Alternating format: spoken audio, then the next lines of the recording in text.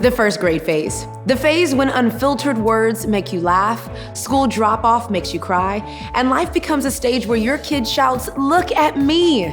Although it's your first grader's second year of school, they may still be adjusting to the day-to-day grind, and you may be too. But this is a phase of fun, maturity, and increased independence. There's so much to look forward to in the first grade phase. You'll be amazed at how much your 6-year-old will change this year. Physically, they'll be able to swim, skip, gallop, and move to the beat of music, so brush off your dancing shoes and crank up the music together. Socially, your kid wants to finish first, but does anyone want to finish second? They can also be a little bossy or critical of others and may also need guidance taking turns. You should probably make some decisions about your tooth fairy plan because the average 6-year-old will start losing teeth fairly soon. While no two first graders are the same, there are a few universal truths when it comes to parenting this phase. First, get ready for some memorable statements. Your child is now a sophisticated conversationalist, at least in their mind. With 1 year of school under their belt, they are quickly becoming more confident in their opinions and observations. You may be amazed and entertained by all the profound and uncensored things they say, like, "I stink on the stairs when I eat brown beans." One unexpected truth about the 6-year-old phase is you'll need to adjust for a cultural shift at school. It's only the second year and your kid is still adjusting to less playtime, more early morning alarm clocks, and an even higher demand for focused attention. It's still important to give after-school opportunities for a little unstructured play, a chance to skip and run, to throw and catch, and to use their imagination. The last truth about first graders may be the most challenging of all. They crave your undivided attention.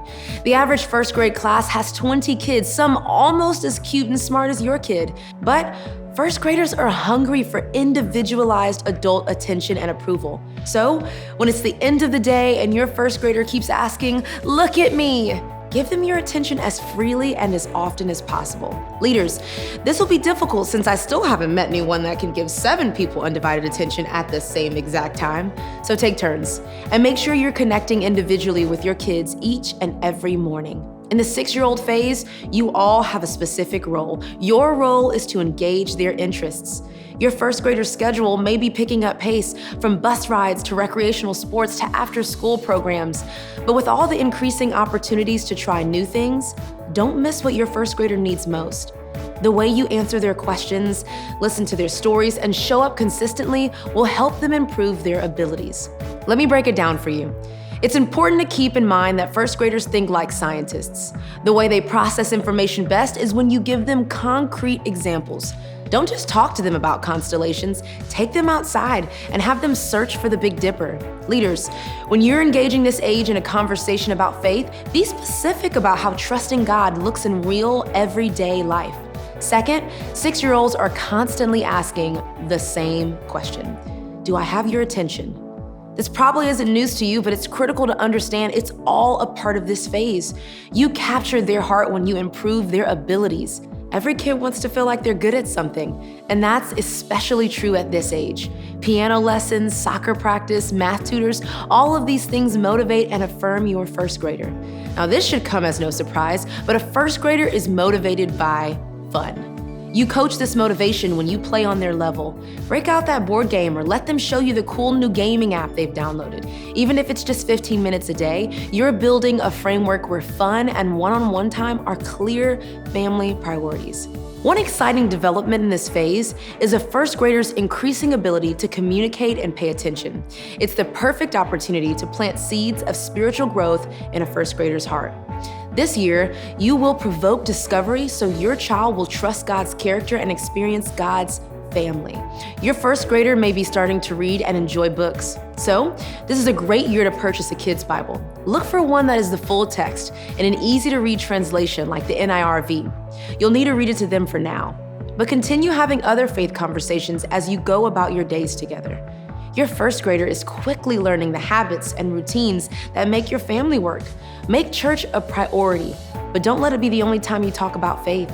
Talk about God as you go about your day. You do that when you invite them to pray out loud. Say things like, "Are you scared? Let's talk to God about it." Or say things like, "Isn't that wonderful? Let's stop and thank God for it."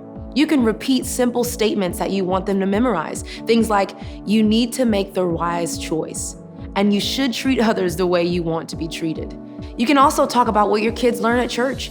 Ask specific questions like, what did Jesus do when he went to Zacchaeus' house? Finally, you can connect with a faith community. And don't just attend, get involved. Create relationships with parents in all seasons of life. You'll need their wisdom and support now and as your child moves on to the next phase. Time with a first grader will move more quickly than you think. In fact, there are approximately 624 weeks from the time a first grader turns 7 until they leave home and move on to what's next. Remember, it's just a phase, so don't miss it.